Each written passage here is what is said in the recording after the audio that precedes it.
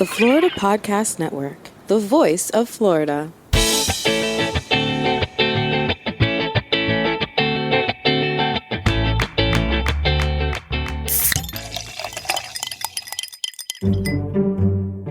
This is Gerard with episode number 29 of Florida's Fresh Mix on the Florida Podcast Network, a random mix of Florida's freshest personalities. Listen in. Hey, Fresh Mix fam. My name is Amber, and I'm the lead content producer for the Florida Podcast Network, and I'm here with Gerard, your host. Gerard, happy Fresh Mix Friday. Hey, what's up, girl? Happy Fresh Mix Hey. Friday to you. Thank you. Now, for today's Fresh Mix Friday, we have a pretty cool guest. It's our first full-time musician on the show. Woo-woo. And it might be our first guest from Sarasota, ? I think that might be right. Our guest today is Rob Garcia, and he is one half of the music duo, the Storytellers. And we're going to let you hear Rob's explanation of what the Storytellers show experience is like. But just for the purposes of our little opening chat, Rob and his fellow musician, Paul Crotty, they basically sing acoustic, stripped-down versions of classic rock songs. So that's anyone from Journey, Boston, Led Zeppelin, Rod Stewart, you name it. A little bird told me that you personally, Amber, might have some sort of history, some sort of knowledge about this genre of music. I mean, we all know the names of these groups. I think basically people my age and older probably know the words to all these songs and whatnot. But you have personal experience and personal knowledge far beyond anything that I know or I've experienced. Why is that, Amber? You know what, Gerard? It's weird, okay? I probably shouldn't know this much about classic rock, and I'm not bragging. I'm not out here being like, I'm a classic rock expert, because I'm not. I was not part of the golden classic rock era that you and Rob discuss. But I do know. You're not bragging. You're just juveniling because you're barely drinking age, and Oh my gosh. But It's weird. It's weird. It is weird. So I'm curious to hear this. I purposefully did not want to discuss this until we were on the mic. So tell me how this happened. All right. So it's pretty simple. Maybe it's not that weird. My parents are the proud class of 1983. Woot woot. I think. Yeah. 82, 83. And that means they were like Rob. I think they're actually like a few years younger than Rob. So they're right there in the classic rock time period. Yeah, that's a sweet spot right there. It is, yeah. And my dad has seen Van Halen. He's seen Def Leppard, just numerous bands of that time. And growing up, for me and my brother, we were forced to listen to this music on all car rides at all times. And I gotta say, it grew on me. I really do have a soft spot for this type of music. I have my own favorite bands in these genres, and very often I will play this music in my car. When I lived in Boston for 2 years, I went to school there, and it was the first time I was so far from home. And I would just put on some classic rock, being the 50-year-old that I am. And it would really, I don't know, just make me feel connected again to my family because it's all we listened to growing up. Maybe that's a stretch. My parents do like other types of music from those decades, like the 70s and 80s. So whether that's pop or R&B, soul, disco, whatever, new wave, they're into it. So they were always playing different types of music, but classic rock was definitely in our household.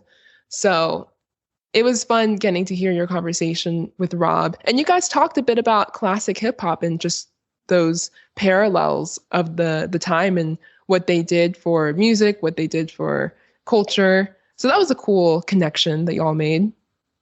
Yeah, I mean it's kind of interesting because well, there was no classic rock played in my household. Right? My household was all music from the Caribbean, mostly Haitian music, but also like soca and maybe a little reggae, things like that, and also like R&B. There was a ton of Michael Jackson, Donna Summer, Teddy Pendergrass. So that's what was in my house. I don't even know if my parents would even know who Van Halen is. Okay, but it's weird because it doesn't seem to matter. Somehow you get exposed, and I certainly never bought these albums, and we touched upon this in the interview, but somehow you just end up knowing these songs, and I have nothing against them.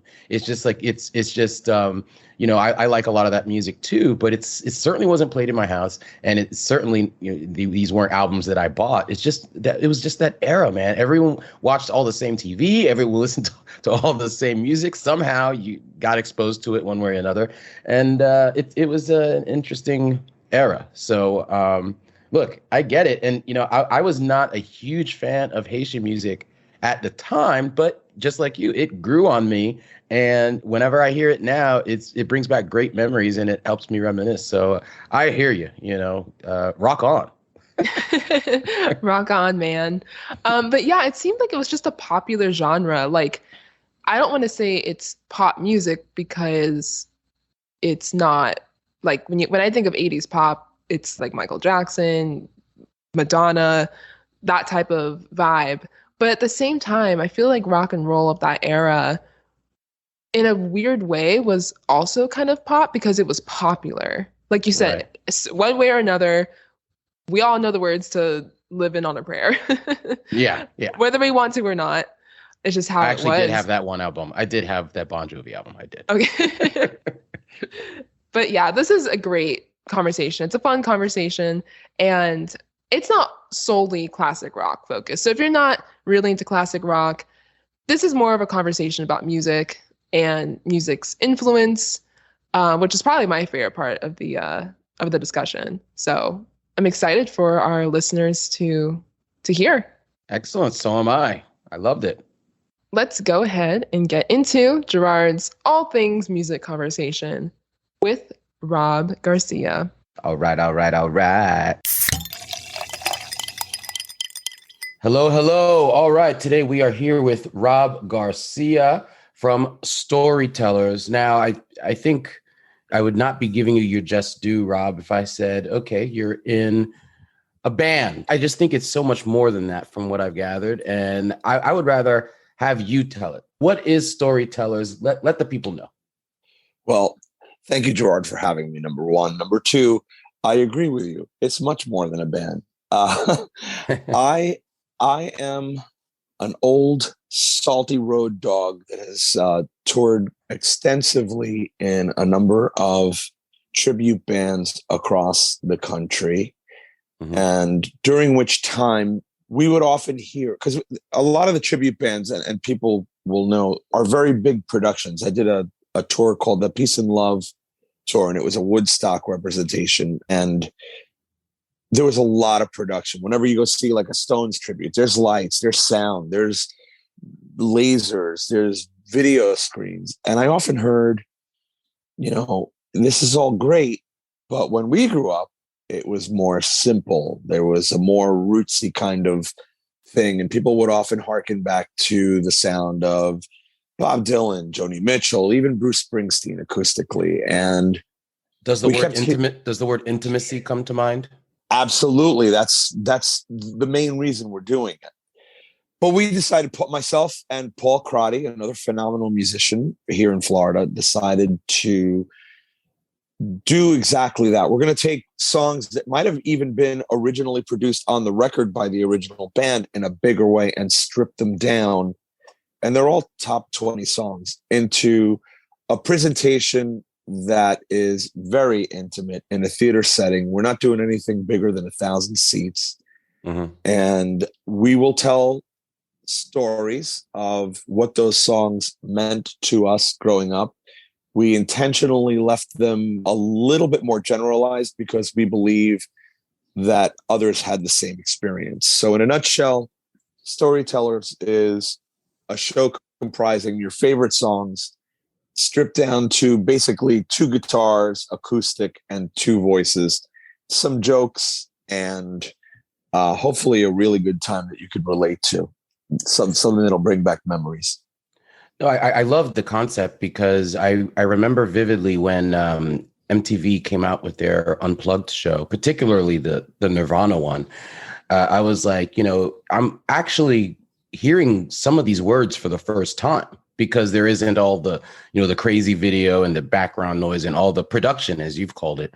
And I feel like I'm kind of there in the room. It just felt more intimate. And it seems like you guys, particularly with your adding the humor and the stories, it's really bringing people into the music rather than throwing music at the people. I don't know if that makes sense, but no, it does. It absolutely is sometimes. And look, you know what? In the intro, I made it sound like I was opposed to all that. There's a time and place for all of the big production. I've seen bands live with phenomenal production that you leave the show saying, wow, it was like getting hit in the face with a bag of nickels. And that's good. But I think that what we are doing at this stage of the game has been left behind in lieu of those big productions. And we think it's just as important to bring an intimate, and again, we're going to use that word a lot, I guess, today, but an intimate show to the audience. First of all, I'm going to put you on the spot a little bit here because we know when we think you guys do, it's fair to say that you guys do classic rock, right? Yes. Right. So classic rock, certain bands come to mind that I know that you play, whether it's Rod Stewart, James Taylor, Boston, etc. But rather than give examples of classic rock, how would you define classic rock? Classic rock to me. Yeah, to you. Right. And I am a musician, so it's a different perspective. I'm 59 as well. And it was a magical time for me. And that music for me growing up, it started in the 60s, but for me, the real classic rock, my definition started in the 70s. And it was my guiding light, my parents were born of the 40s. I love my parents, but there was I couldn't relate to their guidelines. To me, I was learning about life from Mick Jagger and Eric Clapton and Led Zeppelin and Kiss. They were basically guiding my generation into how we were going to act and how we were going to get through stuff because they had been through it. To me, it was a guiding light, but it was also a very magical moment in music history because even today, when I play, there are younger people that are still, they all know the words to Hotel California. They all know the words to You Can't Always Get What You Want. And they're singing it probably because they heard it in their parents' home, but it still hit home for them. It was just a defining moment in music history, no different than the Baroque period or any other magical moment in an art period. We got the Eagles, we got the Beatles, we got Elvis, we got the Stones, which I just saw 2 years ago. And, they're 150 years old, but they still sound phenomenal. They still put on a great show. They still sound exactly like the Stones live, nothing else. They still got the energy, which is amazing. Absolutely. Yeah. So you touched on a couple of things that I wanted to ask you about. So I know that you've said that today, we're talking about what a special time this was. First of all, how would you define the time? Like if you said started in the 60s, when do you think the classic rock period ended? And I'm asking that as someone like my favorite music overall is what I call classic hip hop. So I can say that it, started in the 80s, basically ended in the early 2000s. I can give a kind of rough estimate. What would you say would be the time span for what you consider to be classic rock? So I would say classic rock started for me in the 70s and probably ended, I would say, with Guns N' Roses, the first Guns N' Roses album. I as much as I like Nirvana, I think Nirvana changed things and sent things in a different direction. All right. By the way, when I mentioned Nirvana, I was in no way trying to categorize it as classic rock because clearly I don't think anyone would do that because they were so different. Major force, though. You can't deny. Yeah. But definitely a different genre. Definitely a different genre. really my sweet spot for classic rock, even though I love the 80s. I grew up as a musician playing music in the 80s, but for me, it was really the 70s that got me enamored with the art form. I know that you said that, and I love this quote. You said that today the culture informs the music, but back in the day, the music informed the culture. So can you expand on that a little bit? Because I think it's very profound, and I can't disagree with it. Well, I will. And I will also say, even though I am not a huge fan of hip hop, my daughter is, I think that hip hop is doing exactly that as well. I think hip hop is informing the culture in a different way. But what I meant by that quote is that the musicians of yore in the 70s, especially in the 60s too, they carried a message about what was going on, whether it was the Vietnam War, whether it was big corporations taking advantage of the consumer. It didn't matter. They brought things to life. It was very uncomfortable for the status quo. Mm-hmm. Today, it's much different. Music has become a commodity that, and this sounds rebellious, and maybe it is, that the status quo uses to penetrate the masses. It's different. It's completely different. They sell cars and jewelry with music as opposed to music informing people about current events and injustices. No, I think that's exactly right. I mean, there's just to draw an analogy, there's a huge difference between, and maybe because, I literally just turned 46, and I never thought I'd be the kind of person to say, back in my day, get out of my yard. Yeah, music meant something, but I firmly believe it. I mean, so just by way of analogy, there's a difference between talking about what these young rappers are talking about today and what Public Enemy was talking about what was going on in society. I mean, it's totally completely different. And so I completely get it, brother. And the other thing I would say is, you were talking about, people knowing the lyrics. I think that for a long time, there was a sweet spot. I really like to point out what I love. There's so many things I love about the 80s, man. But one of the things I always brag about when I talk to, younger kids is, in the 80s, we all knew the words to all the songs. I don't care if you were black, white, Hispanic, absolutely anything. And I don't care even if you like the songs. I don't have a Journey album. I don't have a Boston album. I don't have but if it comes on the radio, or if it's whether it's in the car or at a karaoke bar, everybody knows the words. Everybody knows the words, and you love that music, and we were all listening to the same thing. Now everything is so diverse and chopped up, and that's why I think a show like yours, has something for everybody. And I've seen snippets of it, and I just think it's great. And that's where I keep thinking about the intimacy of it. I just think it's a great concept. Yeah, instant community. We love that. Oftentimes there will be back and forth from the audience as well, which is equally as funny, completely unscripted. And is that a good thing or a bad thing? Is it very good thing? Very good thing. Paul and I are very good. It's not Heffley too. No. Another great thing about Florida, and this has to do with my age as well, but also community. When I was in New York playing music in that scene, this includes LA too, because I've been to LA as well. I got older and the people in the seats stayed at a certain age. The longer that I lingered, the less relatable I was. Here in Florida, as we all know, there's definitely a young population here too, but there's also a very large population. I won't consider myself a boomer, although I'm on the cusp. I'm more Gen X in my ethos, but there's a lot of that here. And we're going to use another word that we've used a lot too, sweet spot. There's a sweet spot for what I do, both with original music and storytellers and the tribute thing, because the people are of my age. And that makes a huge difference as well. this is a great segue because, this is a Florida podcast. We like to highlight people in Florida doing big things. And by the way, you're the first full-time artist we've had on the show. So thanks for that. Really appreciate it. Once again, thank you for having me. But I know you're originally from New York, and now you're, what do you call him? Your bandmate, what do you call Paul? I call Paul Paul.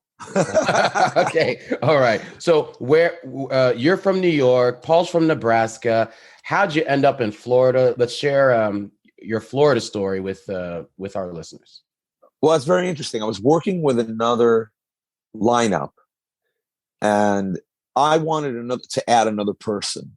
And the verbiage that was used was, we need a unicorn that could sing, play guitar, and keyboards, because we didn't want to split the pie. I mean, when you're a musician, you don't want to split the payment too many ways, or you walk out of there with no one wants nothing. To be a starving artist. That's correct. That's correct. Which I rally against that starving artist thing. An artist should never be starving. An artist should always be inspired. Anyway, agreed. So I said, we need a unicorn. And I started looking through Craigslist, of all places, which I never, ever do. Oh, come on. I swear. I've never heard of anyone scrolling through Craigslist for this. Well, and there he was. And wow. He came in. He came to my house. And I'm kind of snarky and sarcastic by nature. I guess it's part of growing up in New York, but no harm or evil ever meant. But he was just as snarky and sarcastic as I was. He would throw it back at me. And I was like, okay, here's my kindred spirit. Yet he did not want to play with us. We were doing a dance thing at the time. It was like more, I wouldn't call it EDM, but it was a girl singer dance kind of thing, Motown through EDM, but it was kind of like more pop stuff. And Paul was like, no, I don't want to do this. And I was like, well, wait, don't go anywhere. Okay. Let's sit down for a minute. And we started playing, and it was a lock. How long ago was this when you first connected? 6 years ago. Okay. At the time, I was singing lead vocals, and Paul had a very deep background in harmony vocals. And as a musician of even back then, 30 years, 35 years, I had zero clue about texturing harmonies. And Paul taught me how to do that. Paul would come over to my house every day, and we would experiment with vocals. And the harmonies became such a huge part of what Paul and I do. And it also becomes a huge part of what we accept in our individual and collective projects. Paul and I work on a number of things together, but harmony vocals is something that is, in my opinion, at a human basic level, how we communicate and what draws the ear and the heart and the soul to the music. The instruments, yeah, that's great. But when you think about it, the most basic element of communication is our voice. And you do it very well. I'll testify to that. We love it. We really love it. And that's how Paul and I came together. I mean, just through a mutual, we're best friends now, but it's through a mutual respect of our musicalities. And then later it became mutual respect of person themselves. But we love what we do. And Paul adds a lot to what I do. So I want to get to the origins of Storytellers in a minute, and you guys working together full time. But I'm curious, how does the whole stockbroker thing, a through line on this podcast that we find often is that, people are pursuing, what they're very passionate about and finding a way to make a living out of it. But then in a lot of cases, it doesn't happen overnight. And, it's kind of the story of like, okay, you start part-time and then you try to make it full-time and whatnot. So did you have a passion for being a stockbroker? Because I know you've been a musician your whole life, from what I understand. So is it the typical story of that's what put food on the table, you had a family, et cetera, and you had to, how did you transition out? How did that stockbroker thing happen in the first place? I just wanted to know how that fits into your whole origin story. Well, I'm going to get to that, but just so you know, Paul is a retired air traffic controller too. So that's a great segue into music as well. Wow. But it was exactly what you said. I mean, I've been a musician.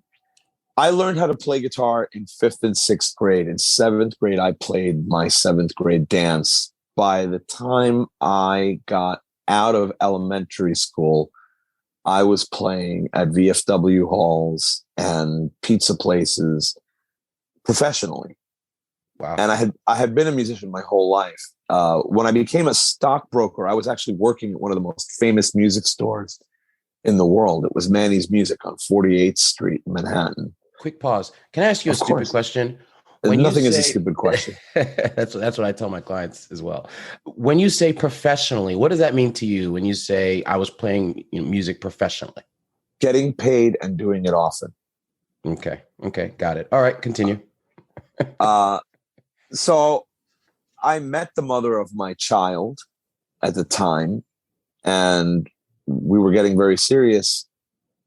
She, by coincidence, was working at the NASD, the National Association of Securities Dealers. And she said to me, and I quote, "You have the gift of gab. You would make a great stockbroker." So I said, why not? Right. And I would leave Manny's, and I did it just like in the movies. You go to this, they used to call them chop shops. I don't know if they exist anymore. I doubt that they do. Boiler rooms? They would teach you how to cold call, and you would go and you would practice the script, and you would kind of cosplay with another broker that was training you. I then quit Manny's, and I worked at a place that I know is no longer there called D.H. Blair. And we did that whole thing. It was just like the Wolf of Wall Street, except I didn't make millions and millions of dollars illegally. For 10 years I did it, and I did well. I'm not going to say I just hated it. Right. I would look in the mirror and say to myself, this is not who you really are. And at the end of 10 years, I had had enough. I had developed, habits that needed correction. And I did a reset. I did a complete reset of my life, and I decided to chase happiness.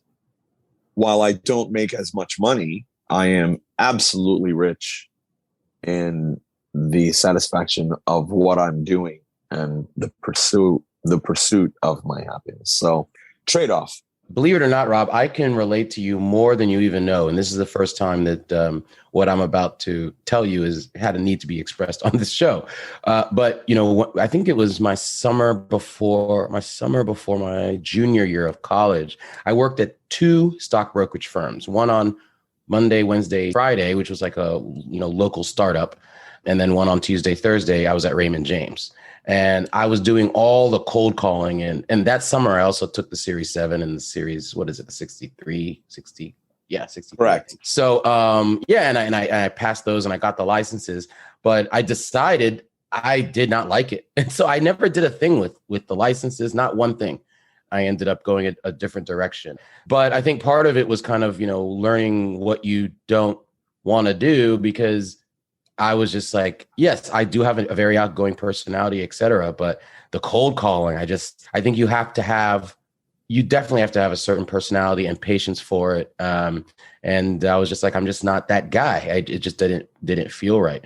So I hear you. And I also hear you on trying to, follow your passion and what you really love. And whether you're making, I left Big Law 10 years ago. I'm making less money now, but my goal is to make as much money as I was making before, but doing it from the comfort of my own home. And so it's really kind of, what do you value, Absolutely. And so you've clearly made decisions that express what you value. So how hard was it to completely transition away from the stock brokerage life completely and fully dive in, and how that ended up with Storytellers? I did it in steps. The first step was to walk out of my office.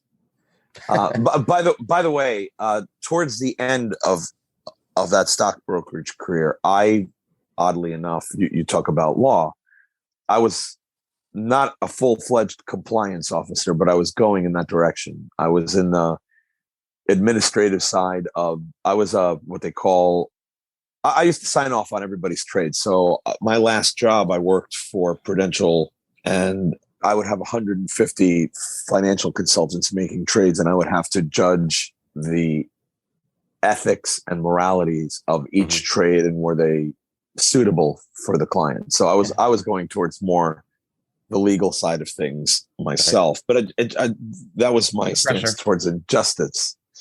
But I quit one day. I walked out, and when you do that, the company says, we've seen this before, you're having a nervous breakdown, take family time. And they broke down my compensation and paid me to stay away for a little while and take a rest. So I was able to float myself while I was looking for another gig. And I took another gig as a quote unquote roadie in New York City. I did that. I learned about audio visuals. I learned how the corporate audio visual world works. The next step was to start my own business, an AV business in New York City, which I did very successfully. It was phenomenal till 2008. In 2008, everything changed with regard to discretionary income, and that business went down the tubes. At that point, I said, you know what? I'm not going to chase the dollar. I'm going to chase happiness. And I became a musician, and I started working almost immediately. And by the way, it was a restart. It was a reboot. When I have videos somewhere of the first gig that I ever did. And by that time I had been a musician for at least 15 or 20 years, and I had played a zillion gigs. And I saw the video of my first gig coming back, and I was rusty as hell, scared as hell.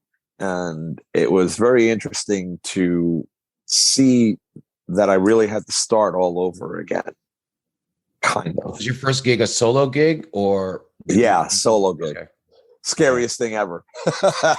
Now, was it, given that they had, seemingly they were going to pay you to take some time off for the family, et cetera, which is on the face of it looks, fairly generous and fair. But also, they've got selfish reasons for it. If you're good at what you do, they don't want to lose you. Was it difficult after that time to tell them, look, I'm just not coming back?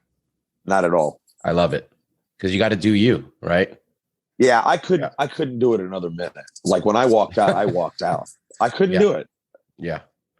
No, I hear you, brother. I mean, the best advice that I could give anybody, and I'm nobody, but the best advice that I could give anybody is to chase what makes you happy. Because you know what?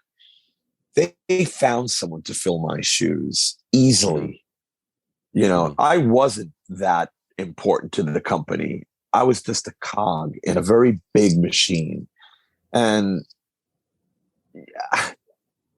to serve a master like that is I mean, maybe some people thrive on it. I don't know. It wasn't for me. I needed to express. I needed to play. I needed to be in front of an audience. And that's what I firmly believe I was meant to do from the beginning, at whatever level. It doesn't matter to me at whatever level. I don't care if tomorrow I get a record deal and I become the next Britney Spears popular dude, or if I stay in obscurity for the rest of my life, which, by the way, I've come to terms with. But you just got to, like you said, you got to do you. And for anybody that is listening, more than storytellers, more than your podcast, do you. That's right. So let's bridge the gap between when you first got on that stage solo and nervous as hell, rusty. What happened in between to get us where we are today? Well, we'll make a very long story short. It didn't take me long to develop what I would consider a style of my own. Local places really liked it. I got more and more work. Then were you doing only classic rock songs at that time too, or is that a new thing? No, I did. So as much as I love classic rock, there are a number of genres that I love old. I would call it from 1968 to like 1975 soul music. So I would incorporate a lot of that stuff, like the Delphonics, the Stylistics. Oh yeah, you're speaking my language. So it was a dichotomy for me. So on one hand, I was not expecting you to say that, honestly. Well, I love it. It's It's the personality of a musician, because you gotta you gotta love when music moves you. And that stuff, man, Gladys Knight and the Pips, the 3 Degrees, all of that stuff, the Isley Brothers, all of that stuff really moved me. Mm-hmm. So I would make my own acoustic renditions of it. Mm-hmm. You know, I would do everything from Al Green to Poison on my solo gigs. And Interesting. I think that diversity opened the eyes of a lot of venues that I could cut across their entire swath of clientele. It didn't matter what age or what genre they liked. I'd have a little something for everybody. So I came to Florida. I chased a woman to Venice, Florida. Another woman. This is down There the road. it is. I was wondering why you came to Florida. Okay. Yeah. Yeah. And I landed in Sarasota Airport. At the time, that person said to me, "You're a city mouse. I live in the country. You're not going to like it." Because I was used to waking up in the middle of the night if I wanted to pack cigarettes, if I wanted to get a Chinese food meal. In New York, you could get it at 3 a.m. Didn't matter. What you lived in the city? So I was born in Staten Island and I lived in the city for about 10 years. And I came to Sarasota Airport. I got out and I fell in love with the area immediately. Really? And yeah, it wasn't long before I was making plans to come down here and play. And plus, in this section of Florida, but I imagine it's the same in a lot of other sections, especially in Miami, Florida employs about 3 times the national average of working musicians. You can go to New York and there's a lot of musicians. Right. But a lot of places, or LA, or even Nashville now, they pay to play.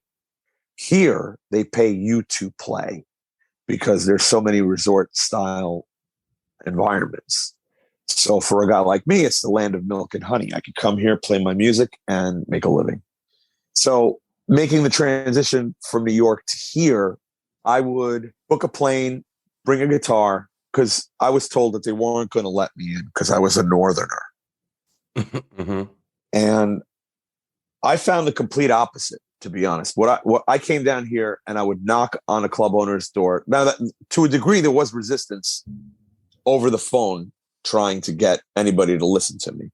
But I would book a plane, come here with my guitar, rent a car, rent a little bit of PA equipment, and knock on the club owner's door and say, "Give me 15 minutes with an audience. If your audience doesn't like me, I'll never call you again. If they do, let's pull out our calendars."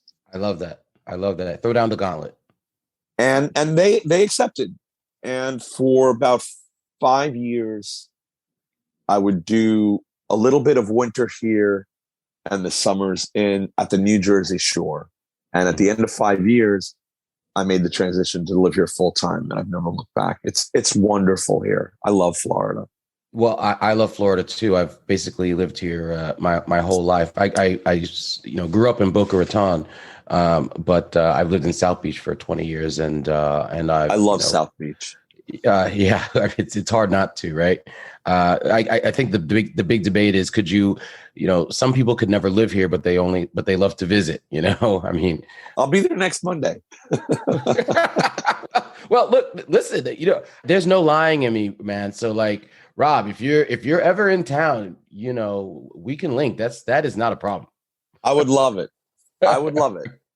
So speaking of linking, so all right, so you're in Florida. At what point do you and Paul link up and decide to officially create Storytellers? I want to know the origin of the name and how you got together. And it's like, let's do this. Me and you against the world. Let's just do it. So basically 6 years ago, that Me and You Against the World happened, and we would do varying projects. Now, I did a tour of a show that I created called Rock and Roll Love Letter, and I worked with a company called Sun Events and an incredible promoter named Joe Gallimore. And he took my concept of Rock and Roll Love Letter. It was a one-man show. I did it with tracks, and I did it with a video screen. And it was basically, again, classic rock concept. It was the history of rock and roll music from 1946 to the present. I went out on tour. I did that in theaters around my area locally, I don't know, 10 times or so. And that led to me touring with another Sun Event show called the Peace and Love Tour. That was 14 states. Again, this is like a year after Rock and Roll Love Letter. 14 states, 40 cities. We did that. And throughout, during the breaks, because we only go out for like 2 weeks at a time, we'd come home for 2 weeks. I would still be doing my little local gigs with Paul and jamming with Paul. And we were friends, obviously, but I was off doing these things that I really wanted to do. I come home. It's now 2019. I get connected with a tribute act called Absolute Elton. I'm touring with that, during which time, this is now 2019, Sun Events tells me we've got an open date at such and such a theater. Would you like it? What would you do? And I was like, I don't feel like doing Rock and Roll Love Letter. I've just done this Woodstock thing. I'm doing this Elton John thing. What am I going to do? I call Paul and I say, I want to do what me and you do best, is sit down on 2 stools with 2 guitars and talk to each other in the audience. He loved the idea. And we did it in November of 2019, which is probably one of the clips that you saw. Mm-hmm. And then, of course, the pandemic hit. So then everything shut down. And throughout the pandemic, Paul and I, we went through changes like everybody else did in the United States. It was a depressing time, but we would still play together. Then Florida started opening up, for better or worse. And we started playing as a duo on a regular basis at a local tiki bar here. Another opportunity came up. We did Storytellers at another theater. We did it one more time. And now we said, let's make this a thing. And then that was just at the beginning of this year. So last month, we played at the Genesis Center in Avon Park, a couple hundred people there. So, and we're going to keep it going. I think for now, we have enough gas in us to do this for the foreseeable future, along with other things that come along. It's not a heavy touring schedule. COVID, the return of theaters is still a dicey thing, but we'll do it when we can. And it's been great so far. Why the name Storytellers? I can guess, but I'd rather hear it from the horse's mouth. Storytellers came from the banter that happens when Paul and I play. Mm-hmm.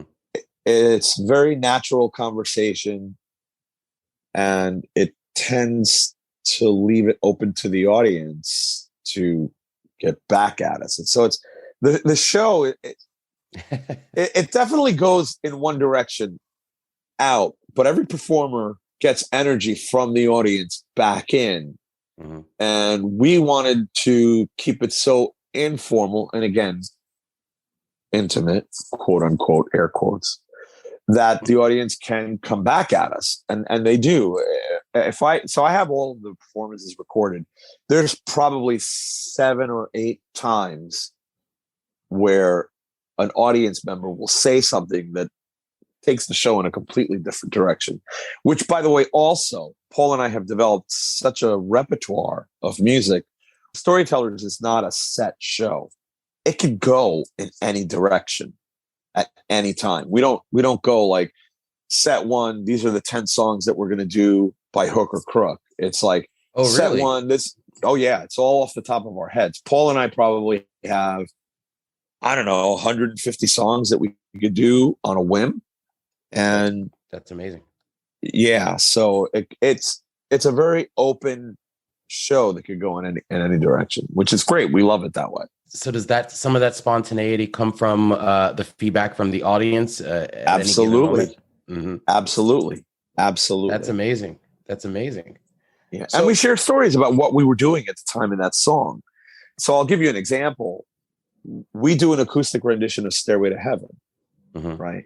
And the first time we did it, I said that this was the first time I ever held a girl while I was dancing. At the end of that night, I can't even begin to explain to you. Like 5 people came up to me and said, that was the first time I held a girl while I was dancing. Right.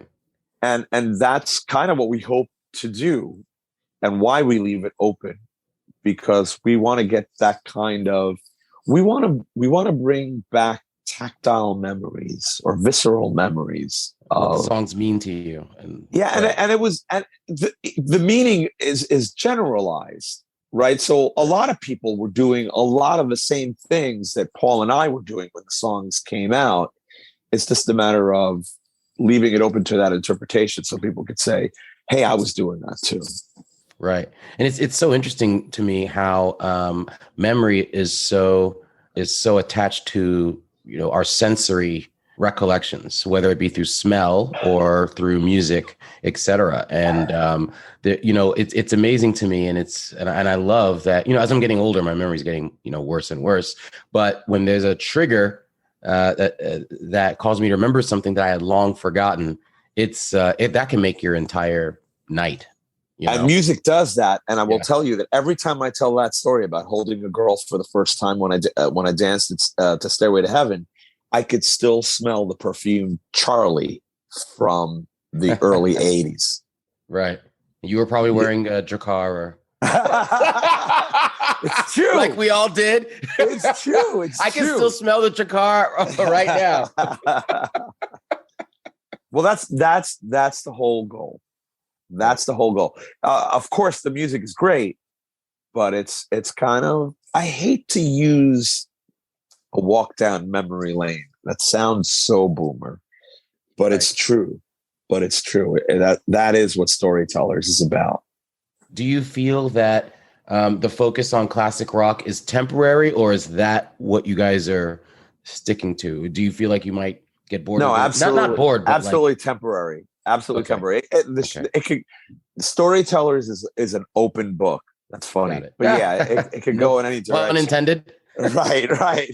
Okay, so that's interesting. So you wouldn't say the Storytellers is, I just want to be clear for our audience, you wouldn't say the Storytellers is a classic rock cover band. I think that is so simplistic. You're going to evolve into whatever it is that you decide to do. Storytellers is you. It's a communal experience is what I'm hoping. Got it. That sounds very intriguing, and it inspires me, and I hope it inspires others to follow your journey and take a look at your past journey and how you've gotten here, particularly if you've got things online that are available. How do you feel about modern technology and YouTube and social media, et cetera, and how it relates to music in general and what it is that you guys do? Is it good or bad? It's a double-edged sword. Mm-hmm. I love technology. I embrace technology fully. My little studio spot is full of technology, and I could create a song as fast as inspiration comes. I could create a song with drums, bass, vocals, make it sound really, really good, and have it out in seconds without having another single musician here. I think social media is great for getting the word out as well. I think that right now, our culture, with any new technology, there is an acceptance period and maybe an oversaturation and exploitive period, and then it kind of lands. I think we are right now in the oversaturation period of a lot of technology, including social media. I think it's very good. I think some people are overly consumed with it. I think that going forward, we will learn how to balance it. But I have faith in humanity. I think that even though it's dark and cloudy now, light will come and will eventually triumph over it. I just don't know when that's going to happen. I'm hoping that as we, I have a theory that people became so consumed with social media because they were forced to do so during the lockdowns that now that people are actually interacting again, they can kind of wean off of it to a healthy degree. So I'm crossing my fingers and hoping that can happen. But at the same time that, I don't want there to be any starving artists. I want everyone to have an equal chance of winning a Grammy or just making a living doing what they love. And if social media can help get their talent out there, I'm all for it, 100%. Hear, hear. What do you see as the future of storytellers? What do you think is the anticipated future, and what would be your ideal outcome? I think Storytellers is going to live no matter what. It's always really, really nice to distill music and a performance down to two voices, two guitars, and an audience. And again, like I said before, I have nothing against. I will probably be a participant in larger production things going forward. But it's just nice. It's a very cool reset and return to home to do that. So Storytellers will continue. It will evolve and metamorphosize, and who knows how, but it'll always be there.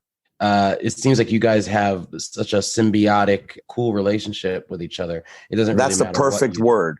Yeah. That's the perfect word, symbiotic. What I bring to the table is different than what he brings to the table, and both things kind of are yin and yang.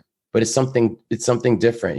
It's depends on the person, the mood you're in. Do I want to get dressed up? Do I want to have a different experience? And the experience that you guys are presenting, I think, is something, again, I will say it again, that sounds more intimate and can, yes, I'm going to say hearken, that can cause us to hearken back to maybe, some of the memories that we really enjoyed or even forgot about when we were younger. And I think that's a very special thing that you've developed. And I wish you all the best moving forward. I did want to ask you, do you intend on, in an ideal world, only performing in Florida or branching out to other states? That's a great question that I've addressed recently with Paul and myself. I started with, I'm an old salty road dog. Right. And when I was touring, it's very comical because some of the bands, and at my age, some of the bands are all in that same age group. And touring is considered a necessary evil to make money and go out and do it. And I love it. I love that life. A lot of people don't love that life. However, at this stage of the game, for now, I'm going to stay in Florida. I'm going to say we're going to stay in Florida, but with the caveat that anything can happen. I don't think Paul wants to, live out of a Sprinter van. Even though I could. But for now, Florida, and again, for your listeners, I don't know if you guys know this or not, Florida is replete with beautiful theaters of long histories, like in Tampa, you have the Tampa Theater, which is around for 100 years. There's just so many here in Florida. And you also have incredibly modern, beautiful performing arts centers in almost, I would say, 4 out of 10 schools have built these beautiful theater settings for their programs. Florida has so many places to play. Very true. That, we really don't have to leave Florida. I like it. I like to leave Florida sometimes, but we don't have to, and it's very comfortable here. So, well, first of all, because you guys are your own bosses and you make your decisions together, you can do whatever the hell you want, which is great when you're not working for the man. The other point I would make is Florida is huge and so diverse. I don't think people get how diverse Florida is. You could tour all around Florida and it could take you a year just to get back to where you started. And you will have served so many different audiences. Absolutely. And I still go back to the point we were making before, is that it doesn't matter what part of Florida you're in. Florida is not, it's very diverse culturally, politically, et cetera. But you're talking about a period of music. Everybody knows it. Yep. And it's just a win-win. I just think it's a layup, particularly the way that you guys present it. So I wish you nothing but the best. This has been so enlightening and a very light, great, insightful conversation and inspiring to anyone out there who's, got something they're very passionate about and wants to follow what they're doing and they want to, get out of the rat race. Look, here's an example. having said all that, this is plug time, Rob. I mean, I know that you mentioned the Storytellers. You have an evening of iconic music playing at the Seminole in Homestead on May 14th. What other events do you have coming up that you want to promote while you're here with us right now? Well, at the moment, that's the one. We've never been to the Seminole before, but we want to keep coming to your area. So we would highly encourage people to at least check out the page on the Seminole Theater. There's a little clip there of us. We openly invite everybody. We would love to see everybody, and hopefully, if we can make it a success and keep coming back. I love the Miami area, and I think we have a lot to offer. So that's the one. Seminole Theater, May 14th, 7 p.m. And it's seminoletheater.org is the place to check it out. And you'll see Storytellers on their front page. Excellent. So, and give us all the places we can find you on social media. Well, for sure, Storytellers on Facebook. And we have a YouTube page that I just started, and more to come. I'm working on a website for it because now it's getting serious. So there's just a lot more to come. For now, Facebook and YouTube is the best place. Facebook for events that are happening, and YouTube to actually check out what we do. Rob, you got to knock out those YouTube videos, man. If people see you, they'll love you. Believe me. There's more coming. There's more coming. Okay. All right. Listen, man, what a great conversation. And I've learned a lot. That's my goal every single day. I have air in my lungs is to learn something new every day. And I've definitely learned a lot today. I feel inspired. And now I'm thinking about my first dance, but it wasn't a Stairway to Heaven, but it's definitely, we all have that experience. I mean, I don't even know what dances are like in middle school these days, but I feel like we all have that shared kind of Wonder Years type experience, from every generation has them, and a lot of generations poo-poo the other ones, but they're all equally as special. I hear you, brother. I hear you. Well, again, thanks so much. And I look forward to seeing you around my area. And if you're ever in South Beach, I'm not joking. If you're ever in South Beach and you want to have a drink or lunch or anything else and meet up on Lincoln Road, I'm happy to do that, man. You just holler at your boy. All right, Gerard. Thank you so much. This has been a phenomenal conversation. I can't thank you enough for having me.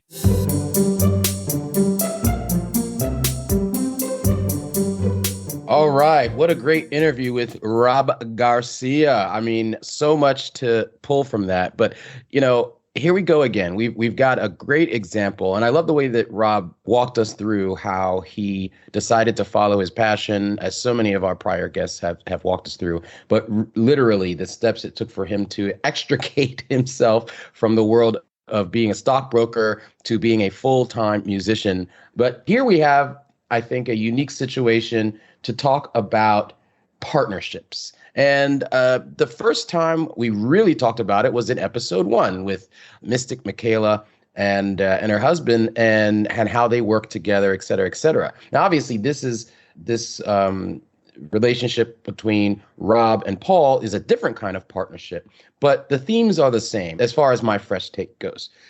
When it comes to anything that you want to be a success, any kind of successful relationship, whether it's a love relationship, a friendship, or a working relationship in the case of Rob and Paul, which is also a friendship from their perspective, a very close friendship, it seems like, you have to have synergy with your partner. And synergy it's like, it when you feel it, okay? If you don't have synergy, you feel that too, all right? You and your partner need to complement each other in ways that the end product or the end experience is greater than the sum of its parts. And in this case, you've got Rob and Paul who not only complement each other musically, but also with their sarcasm and their humor and their banter. And it's very symbiotic when they're on stage. And the other thing that stood out to me is that, a great partner is someone that helps you learn. I love the fact that Rob talked about how Paul taught him how to harmonize and how that's gotten him to be, a more effective storyteller, singer, songwriter, a performer, etc. You need to have a partner you can learn from, and hopefully you can teach things to as well. I find it very heartwarming in a way, for lack of a better term, that, he calls Paul his, a kindred spirit. That's what we need in all our relationships, if it's going to be a one-on-one relationship. And how many one-on-one relationships are as pure as just two guys with a guitar on a stage singing great songs that they love? And I love the fact that they don't have, and you could sense that I was surprised by this. They don't have a predetermined set of songs that they're going to play. They know each other so well, and they can work, and they have so many songs in their head, both of them, and they can work so well with the audience on the spur of the moment that they can just wing it. And that shows not only talent, but then how they interact with each other as performing buddies, as performing partners. Okay. So remember, partnerships have to go both ways, and the sum should be greater than its parts. All right. That's my fresh take. Thanks for listening. I hope you enjoyed that interview with Rob Garcia as much as I did. Please tune in for the next episode of The Fresh Mix. Take care.